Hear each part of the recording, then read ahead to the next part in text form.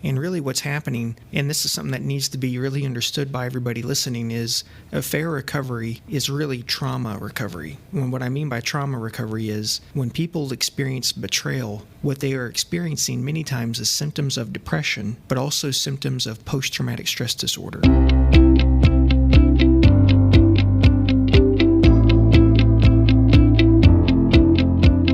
You're listening to Healing Broken Trust podcast with Brad and Morgan Robinson, where we talk about healing from affairs, infidelity, trust, and cheating in your relationship from the perspective of a professional marriage therapist and affair recovery expert.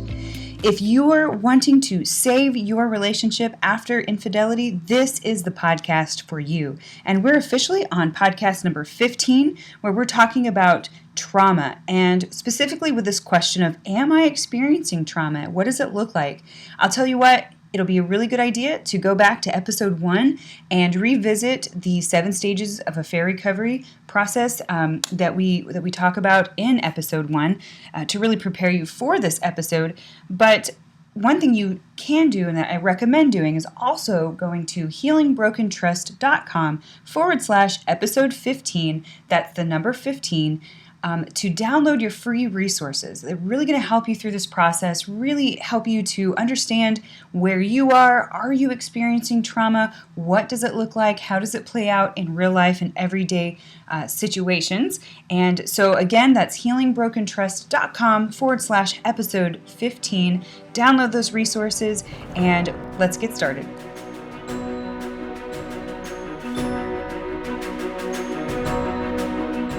We've been talking about the stages of recovery, so do you want to remind the listeners about the stages of affair recovery? Yeah, just a quick recap. The stages of affair recovery, there's the moment of discovery. In that moment of discovery, there's ambiguity, uncertainty if we want to continue on.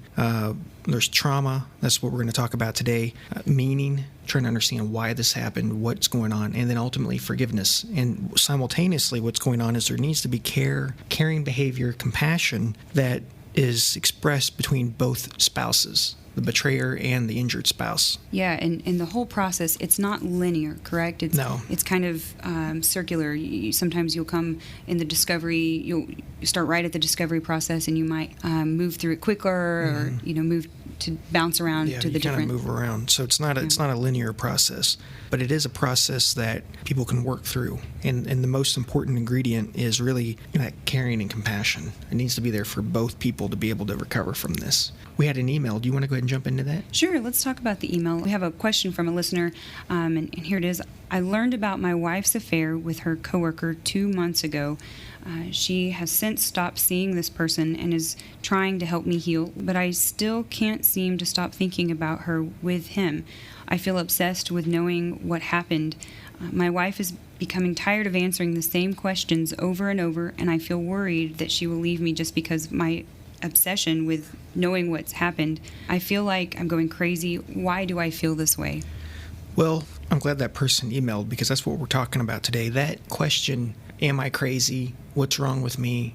How come I can't get over this? That is a very, very important question. And really what's happening, and this is something that needs to be really understood by everybody listening, is affair recovery is really trauma recovery. And what I mean by trauma recovery is when people experience betrayal, what they are experiencing many times is symptoms of depression, but also symptoms of post-traumatic stress disorder. And I'm not diagnosing anybody with anything. I'm just saying this is generally what happens. A very large number of people are experiencing obsessive thoughts, rage, nightmares, anxiety, the inability to sleep, all these different things that they're experiencing, and it makes them feel nuts because they can't quit thinking about it. No matter how hard they try to move on, they can't. Nobody's crazy when they're experiencing these things after a betrayal. It's very normal, and both people need to understand this. The betrayer needs to understand this. One of the things that happens in affair recovery is the spouse who's been betrayed is very obsessed about this, and so they want to talk about it. Talking about it for them helps them find relief, helps them understand it. It helps them begin to piece the puzzle together, and they actually find relief. And the betrayer feels like, gosh, talking about this is, I'm only hurting you more. Why do you want to know about all this? Yada, yada, yada. I'm only hurting you. But for the injured spouse, it's actually the only relief they find from it, or some of the only relief. One of the things that's real important about this that people need to understand is people who've been betrayed are not crazy. You're not crazy. It's very normal.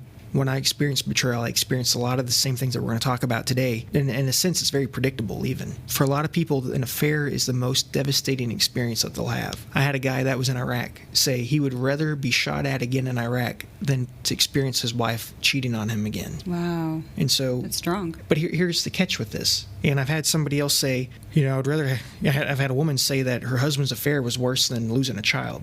And that those are very strong statements that are made. And not everybody feels, those ways as would say the same thing those people said. But this pain ranks up there with the death of a spouse, a parent, a child. Some people have even said it's worse. And some of you that are listening to this who've experienced this know what I'm talking about. The betrayer doesn't understand this. They just want it to be over quickly, and it's not over quickly. And there's a lot of work that needs to be done. People can heal from it, though. I'm not saying you can't, but it just takes time. The first 90 days is the longest period of time, but people can heal from it. Yeah, because the first 90 days is the most difficult, where the pain is raw and it's just so fresh and so many questions need to be answered. And yeah, it's really the crisis period, and that's usually when the symptoms of PTSD are at their highest. So we were talking about trauma. How long does it take to recover from trauma? Well, it's dependent upon different factors, but the average couple, if everything goes right, it's about 2 years. There are some things that hinder people from recovering the way they need, and I just kind of want to go over this real quick. Let me ask you real quick, by saying 2 years to recover, do you mean they need to be in counseling for 2 years, or does that mean... No, usually, to be honest, and this is what couples need to understand, is usually couples do really, really well in marriage counseling. It's actually quite rare for couples who come in because of an affair not to do well.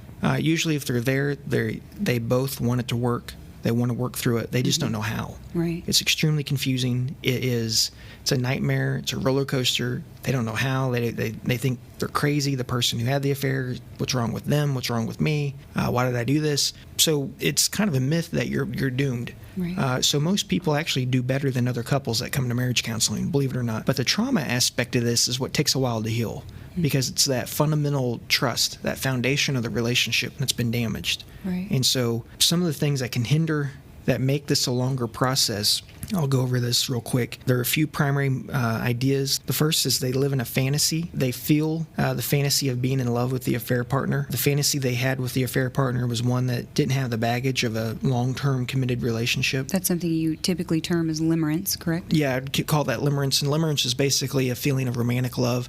The best way to describe it is you're really addicted to somebody else. You're obsessed with that person. It's really commonly called the first stage of falling in love that people have when they're dating. All you can do is think about them. And so that's when people have an affair, that's sometimes what's happened. And this is where people actually leave their spouse to be with the affair partner. They're experiencing limerence. That's really matured and fully grown. And you typically say that when they leave their spouse for that person, that's when the fantasy kind of bubble is burst, typically. Yeah.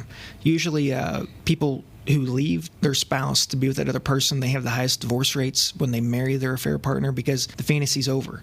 So the first thing is the person still feels the fantasy of being in love with the affair partner. They don't have the baggage because it's so new, it's so fresh. They're not experiencing the day-to-day responsibilities or the day-to-day realities of a long-term relationship. There's no baggage. The betrayer is free to focus solely on the relationship with the affair partner. A common example of this, it's not just limited to people like this, but you see this especially with people who have young children, especially dads.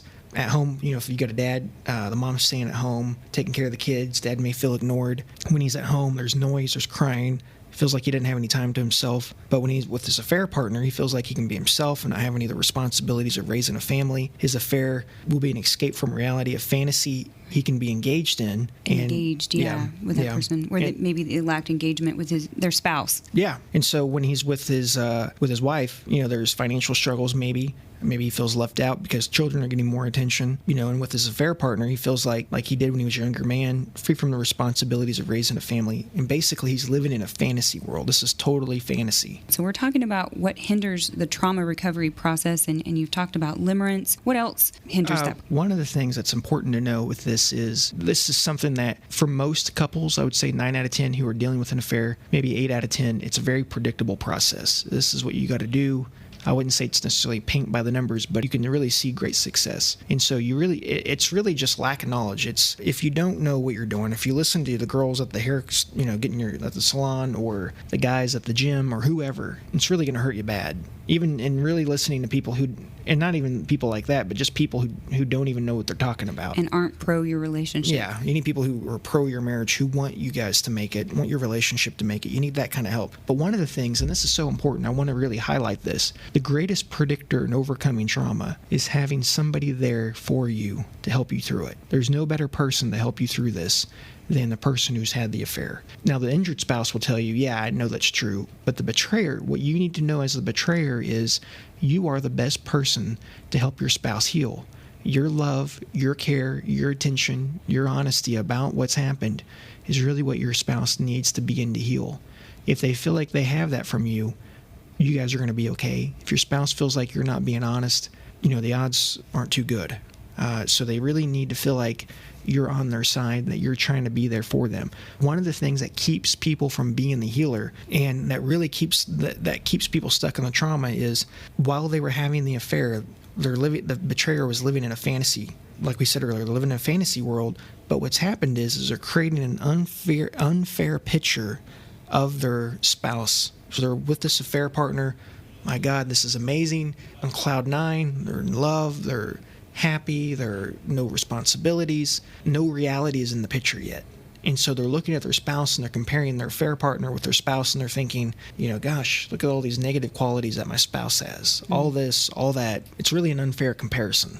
So in my experience, it does take time for involved spouses to let their feelings about the affair partner fade from their mind. But once they do, the faults of the affair partner usually outweigh the faults of the spouse.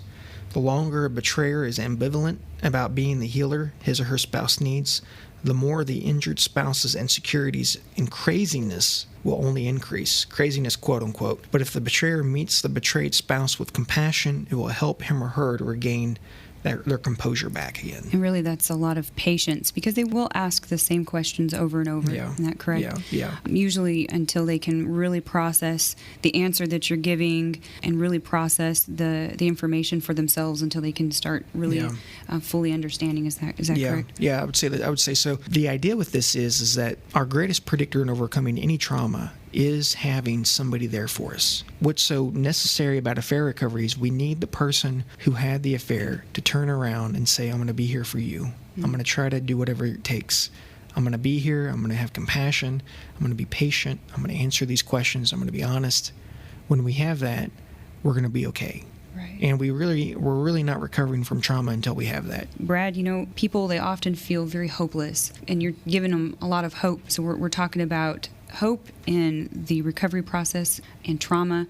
Tell us what they need to know about the rest of the recovering from trauma. This is the single most important idea I want our listeners to get today, is the greatest predictor of success in overcoming any kind of trauma isn't what the trauma is per se. Mm-hmm. It's not being shot at in Iraq. It's not going over a roadside bomb. It's not experiencing war. It's not being sexually abused. And PTSD basically means a deep personal wound. So that could be sexual abuse. It could be experiencing a riot. Wow. In a third world country. It could be anything that's a deep personal wound. The greatest predictor of this, though, is having somebody there for us that we can call upon for support, having somebody that we can turn to. And in affair recovery, having the betrayer be there for you, turning towards you, saying, yeah, I'm going to do whatever it takes. That's what helps people heal. So it's not really what came before, necessarily. Not every affair is equal. There is a lot of pain.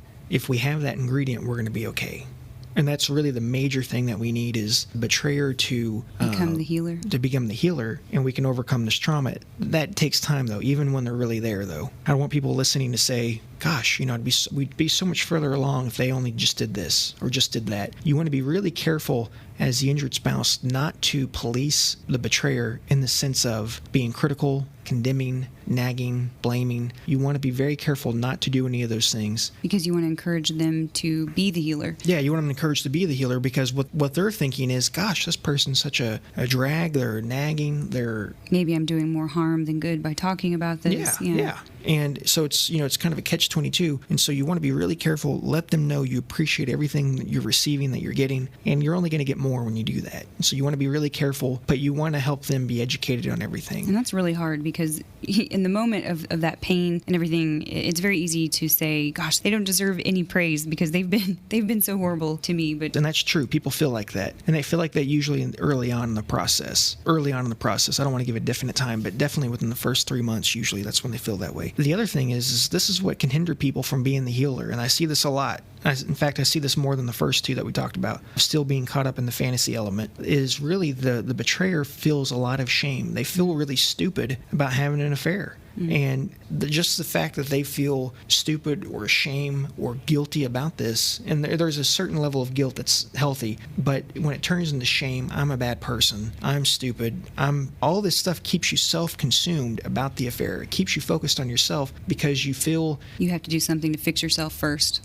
Yeah, you think of that, but you also feel so bad that, and you see your spouse hurting and in a sense kind of bleeding to death, and you're the one who pulled the trigger. It really keeps you from being there for them the way that you need to be. And I've heard you talk about it. It's like this guilt, shame, depression cycle where you just go into this deep depression sometimes where, like you're saying, very self-consumed and absorbed and thinking, gosh, I did this horrible thing. There's no way out. There's no hope. And you just kind of fall into this depression. Yeah, you fall into this depression, and it really keeps you from being there for your spouse. The healer that you need to be. Yeah, and usually when people are like this, they don't like expressing their shame, their guilt. They don't like sharing these things, and you really need to express those things to the spouse that you betrayed. You need to open up emotionally. You need to share things with them. You need to let them know that you're really sorry. In fact, one of the things that can really help you be a healer is just tears. Yeah. Just conviction. I'm really sorry about this. I'm sad about this, and just tears can really letting your spouse know that how eaten up by this you really are. We're talking about the things that hinder the healing process when it comes to trauma. We have one that betrayed their spouse. What keeps them from becoming the healer, Brad? Well, really lack of knowledge about the process. Sometimes they still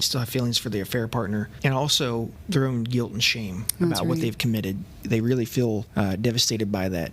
The other thing, we only have a few minutes left, so I want to go over something I mentioned last week. We talked about ambiguity. I want to be clear on this. This is something I wanted to discuss. The period of uncertainty, I really discourage people from separating when they're trying to work out the marriage. People who separate to try to work on the marriage, there has been some research that's shown that there's only a 13% chance of actually reconciling after people do a trial separation, and that's because they get a newfound sense of independence. Family and friends unknowingly encourage divorce, that kind of thing. They say things, just be happy, whatever makes you happy. There is a time when separation is a good idea, and that's when there's the threat of physical violence. I want that to be clear, that I'm not totally against the idea of separation. I am in most cases, but I do make an exception for the threat of physical violence. If your life is in danger, or if you're getting beat up and you're finding that this isn't productive, then it's a good idea to work on this from a distance and separate. And it's never productive to be beat up, that's for sure. No. Let me just ask, how do you recognize the symptoms of trauma? Okay. Some of the common feelings, reactions that people have is there's intrusive memories about the affair, like feeling like their mind can't control the onslaught of questions that they're having about the affair. There's flashbacks,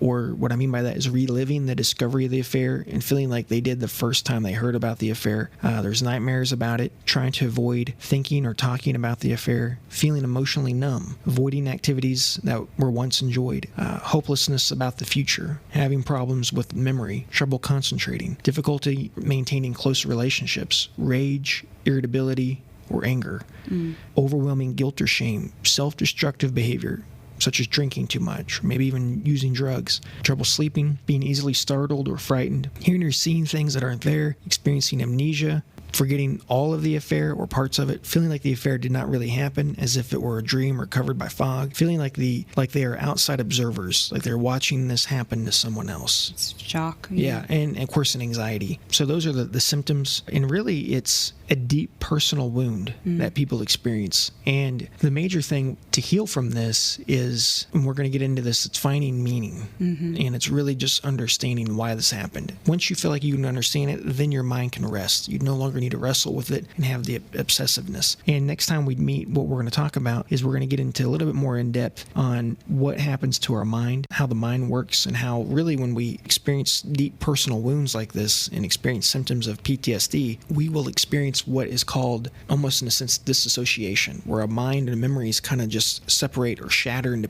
different pieces. And this is why people will have flashbacks or just reminders that pop out of nowhere. It means there's unresolved business. We have unfinished business that needs to be dealt with so we can heal. And then when we're completely healed from this, we will no longer have some of the disassociative features of this. Or the going back and returning and hashing it over and you can kind of return to reality again and not be so zombie-like. You'll be back to the real world again and able to relate. We'll also talk about how you know you're recovering from the affair. Oh, that's good. Yeah. We'll talk about that too.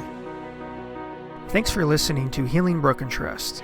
If you like this episode, you can always get our show notes and more details and links to the resources we discussed at healingbrokentrust.com. Also, as long as you're online, head on over to healingbrokentrust.com/retreat for details on an upcoming one-on-one retreat with me. If you like us, please subscribe and leave a review for us on iTunes. As always, everything discussed on this podcast is either my opinion or Morgan's opinion and is not to be taken as relationship advice because I'm not your therapist, nor have I considered your personal situation as your therapist. This podcast is for your entertainment and education only, and I really do hope you've enjoyed it.